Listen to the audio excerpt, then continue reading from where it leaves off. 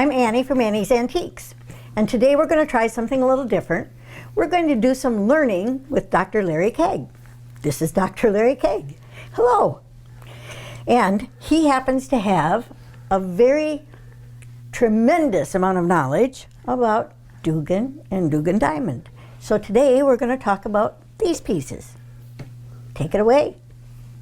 We're going to talk about Dugan's Western Daisy pattern as Western Daisy without an interior pattern.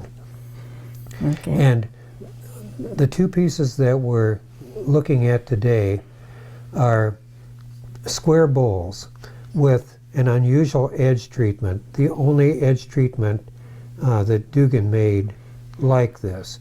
It has a scalloped ruffle and then a tipped up non-serrated point, and it intrigues me. It has always intrigued me ever since I saw the white one that Annie is holding, that sold originally on Bob Bishop's auction and bought by Dean and Diane Fry, and I was the runner-up bidder on that particular auction.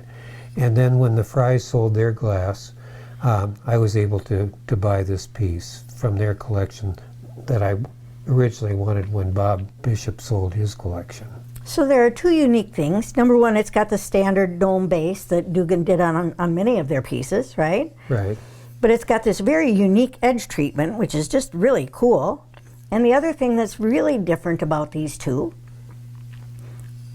is this is white and that's green, emerald green. And those aren't colors we typically think of Dugan doing with some of this. Especially the green. And there aren't many of these out there. As far as I know, these are the only two that in the colors that we're showing today. And in the square shape. But in the square or in any shape as far as that goes.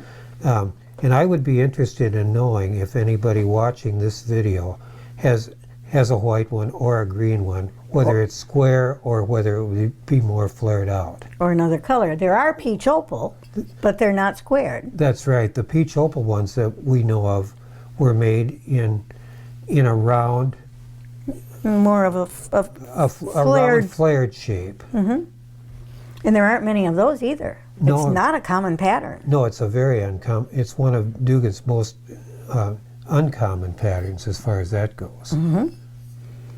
But very interesting, and that's the only size they come in. That's the only ones that you've seen in those colors.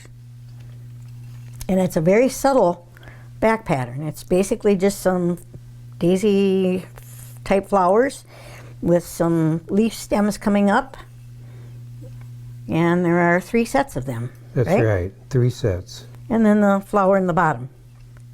I like the flower in the bottom. I like the flower in the bottom too. It shows through so nicely when you look at the inside of it. The only downside of this pattern is that it's on the exterior and it's hard to see because there's no iridescence on the back of either the white one or the green one. Exactly, exactly. So. And we think that we would describe this as emerald green because there's enough blue in the iridescence on the top to qualify as emerald green, we believe. Exactly. It's a close call, though. Yes. So you told me before that one of your main interests in Carnival glass was that you could continue doing something that we're doing today. I've always liked Carnival glass because there's always something new that can be learned about Carnival glass, unlike some other collectibles where once you have a knowledge base, you don't have to really pay much attention to it after that, but there's always something new turning up in Carnival glass. Isn't it great that we never stop learning? It is. Thank you.